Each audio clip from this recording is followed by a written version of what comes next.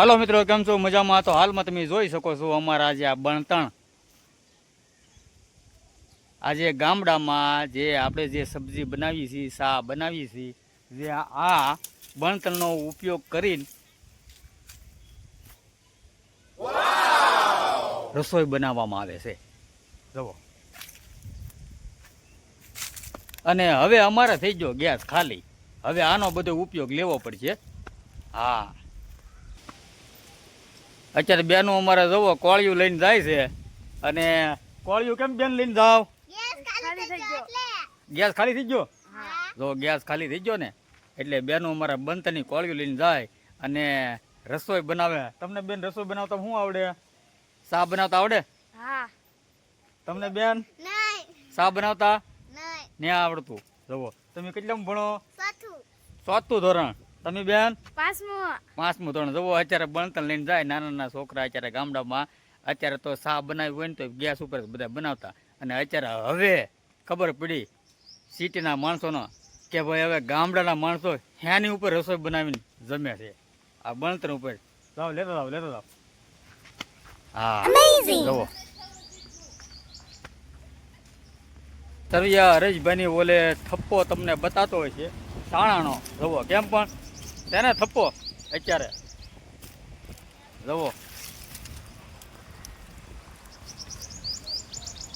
Gas ખતમ પણ દર વર્ષે 2 થી 3 લારી સાણાનો થપ્પો હોય આપણી ઘરે. હા, જુઓ તમે આ જે ઢાંકેલો છે ને વરસાદનો ઓલો જે આપણે માવઠું છું ને જે ઢાંકી દીધો પલ્લે નહીં. અને અત્યારે તમે જોઈ શકો છો આપણા જે આ સાણા કેમ પણ દેશી સાણાનો થપ્પો ઘટે કાંઈ ન ઘટે હો. ગેસ ગલરી ખતમ થઈ જાય પણ મારા ભાઈ જુઓ આકાર કેમ પણ. હા, તો મિત્રો હવે આપણે આવી ગયેલા છીએ સ્પેશિયલ તમારી માટે લઈને મોટો તો બરા ટકરો. આને શું કહેવાય? ઉકરડો. જુઓ, દેશી ખાતરનો ઉકરડો. આની અંદર આપણે ખાડો ગાળીને ઓર્ગેનિક દવા, ખાટી છાશ, લીમડો અને સીતાફળીના પાંદડા એવા જે એક ડબ્બામાં મિક્સ કરીને અંદર 1 મહિનો દિવસ થઈ ગયો છે અને અંદર મેકેલા છે. જેથી કરીને અવારનવાર આવતા વર્ષે આપણે દવા છાંટવા માટે તેનો ઉપયોગ લેશું. આ છે ઉકરડો. ત્યારે આપણું ઘર આવું જો નળિયાવાળું તળલાય પડી જાઓ. જો તમે જો આ મકાનમાં આપણે રહેવાનું, કારણ કે કિસ્મત જ સાથ નથી દેતો. રાત દિવસ ખેતીમાં મહેનત કરીએ પણ એવું ફળ નથી મળતું. ગમે એટલી મહેનત કરી બધું ઊંધું જ પડે. ગયા વર્ષમાં સીતું પડ્યું હોય તો આ વર્ષે ઊંધું પડે. ગયા વર્ષમાં આ વર્ષમાં નાખી દેવાનું અને 0 ને 0.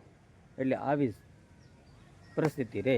પછી મારા કલેજા નળિયું બદલે ન બદલે હો. હા, જો તમે તો શેર કરજો, લાઈક કરજો, કમેન્ટ કરજો, જેથી કરી આપણી ચેનલ પણ આગળ વધે અને આપણી ચેનલ પણ મોનેટાઈઝ થાય એવી આપણી ઉપસ્થિતને પ્રોત્સાહ છે તમારા લીધે. જય હિન્દ, જય ભારત, જય ખેડૂત મિત્રો.